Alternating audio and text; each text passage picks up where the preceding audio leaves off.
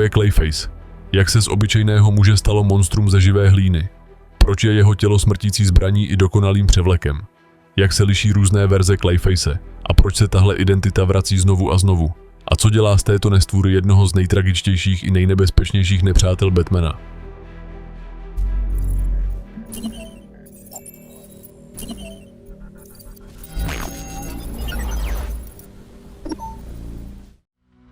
Clayface je jméno, které v DC sdílí hned několik různých postav, ale všechny spojuje schopnost proměnit své tělo v beztvarou masu hlíny.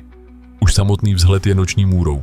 Obrovská hliněná postava, často se znetvořeným obličejem, tekoucí kůží a tělem, které se neustále přelévá mezi lidskou formou a monstrózní masou.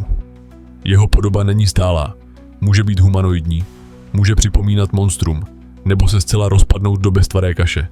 To, co z něj dělá jednoho z nejnebezpečnějších padouchů, jsou jeho proměnlivé schopnosti. Shapeshifting. Clayface dokáže své tělo přetvořit do libovolné podoby. Může se stát kýmkoliv. Od obyčejného člověka po Batmana samotného. Jeho imitace jsou tak dokonalé, že dokáže oklamat nejen nepřátele, ale i Batmanovi nejbližší spojence. Dokáže narůst do gigantických rozměrů, nebo naopak sploštit své tělo a proklouznout i skrz úzké štěrbiny. Jeho síla je pak úměrná velikosti, jakou přijme. Když se zvětší, má sílu, která soupeří s těmi nejsilnějšími metalidmi v Gothamu. Odolnost a regenerace, střelné rány, nože nebo dokonce výbuchy ho nedokážou trvale zastavit. Jeho tělo se zraní, ale okamžitě se zacelí. Dokáže se znovu spojit i tehdy, když je roztržen na kusy. Z vlastního těla může vytvářet ostré čepele, kladiva nebo projektily. Jeho tělo je prakticky živoucí zbraní, schopná přizpůsobit se jakékoliv situaci. Vzhled i schopnosti se liší podle konkrétní verze Clayface, od původního herce Bazila Karla, který použil experimentální látku, až po Matta Hagna nebo Cassandru Clay. Každý z nich měl jiný rozsah moci, ale všechny spojuje jedna věc. Clayface je nepředvídatelný a těžko zastavitelný protivník, který je hrozbou nejen pro Batmana, ale pro celé Gotham City. Clayface není jen jeden padouch. Během let se toto jméno stalo symbolem celé galerie postav, které sdílí schopnost měnit svou podobu a tělo v masu hlíny. Každá verze má svůj vlastní příběh, tragédii i motivaci. Basil Karlo, první Clayface, byl herec hororových filmů, který se psychicky zhroutil, když zjistil, že jeho slavný film Clayface bude mít remake bez něj.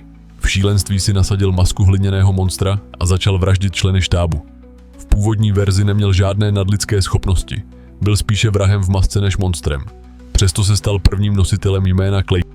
Archeolog Matt Hagen objevil tajemnou protoplazmu v jeskyni. Kontakt s ní mu dal schopnost měnit tvar, napodobovat lidi i předměty a používat své tělo jako zbraň. Jeho moc však byla dočasná a musel se pravidelně vystavovat protoplazmě, aby si schopnosti udržel. Hagen byl první skutečný monstrózní Clayface a právě jeho podoba se stala klasikou, kterou většina fanoušků zná. Obrovská hliněná bytost schopná shapeshiftingu. Vědec Preston Payne se snažil použít Hagenovu krev k vyléčení své vlastní nemoci.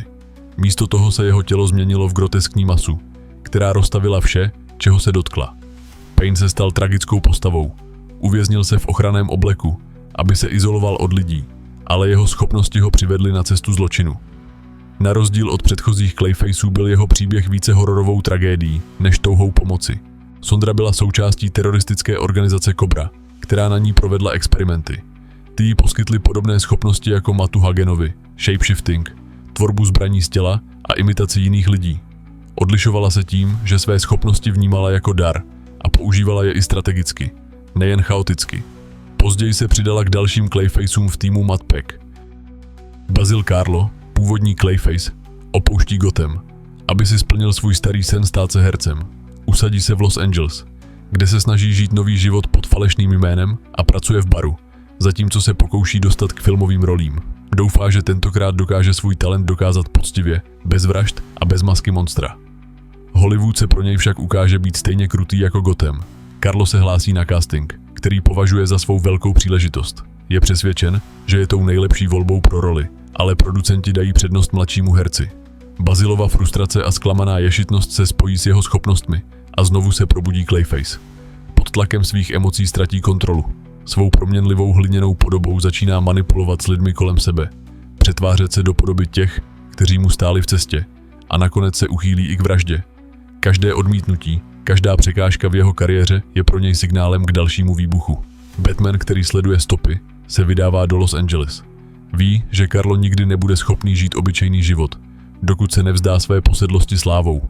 Když Clayface začne ohrožovat filmové studio a lidi kolem sebe, temný rytíř proti němu zasáhne.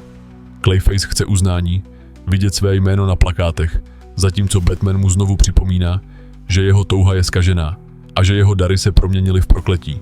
Basil se snaží dokázat, že může být někým jiným, ale vždy se vrací k tomu, že jeho pravá tvář je monstrum z hlíny.